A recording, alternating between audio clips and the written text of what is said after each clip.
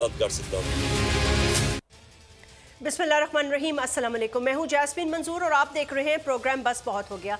नाज़रीन, अभी आपने देखा कि इमरान खान साहब former prime minister of Pakistan और चेयरमैन तहरीके इंसाफ ने अपनी इलेक्शन की जो मुहिम है उसका आगाज़ कर दिया। 40 अजला में बराह रास्त उनका आज वीडियो पैगाम दिखाया गया और बोल से भी आपने बराह रास्त देखा। 2-3 इंपॉर्टेंट बातें उसी से आगाज़ कर लेते हैं और आज के हमारे गेस्ट हैं, मैं उनका शुक्रिया भी अदा करना चाहूँगी because he is been waiting for some time, very kind of him.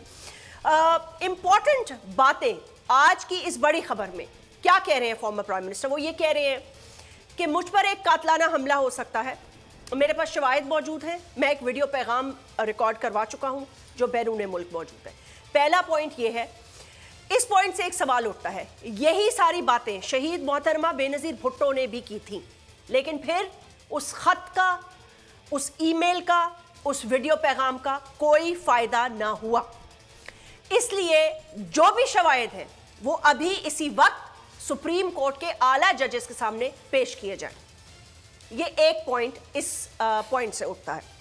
दूसरा, उन्होंने कहा कि माफ करने के लिए तैयार हूं, आगे बढ़ने के लिए तैयार हूं, और ये बात उनकी बिल्कुल दुरुस्त है कि पाकिस्तान अपनी बदतरीन मुआशी डाउनफॉल की तरफ तेजी से गामजन है। इतनी तेजी से कि पीडीएम की अपनी हुकूमत के अंदर से चीखों की आवाजें आ रही हैं क्योंकि वो चाहते हुए भी कुछ नहीं बचा पा रहे।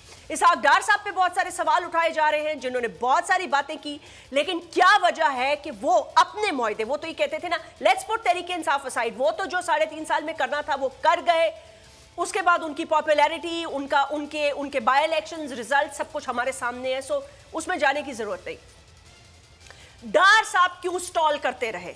अनाओं के बुत क्योंकि टूट नहीं सकते, हम एक टेबल पे बैठ नहीं सकते, हम बातचीत नहीं कर सकते, हम इतनी ज्यादा दूरियां अपने अंदर पैदा कर चुके हैं, बल्कि हम दुश्मनी की हद तक आ चुके हैं कि अब यहां से रास्ता कहां जाता है। आज खान साहब ने कहा कि वो बात करने के लिए भी तैयार है, माफ करने के लिए भी तैयार है।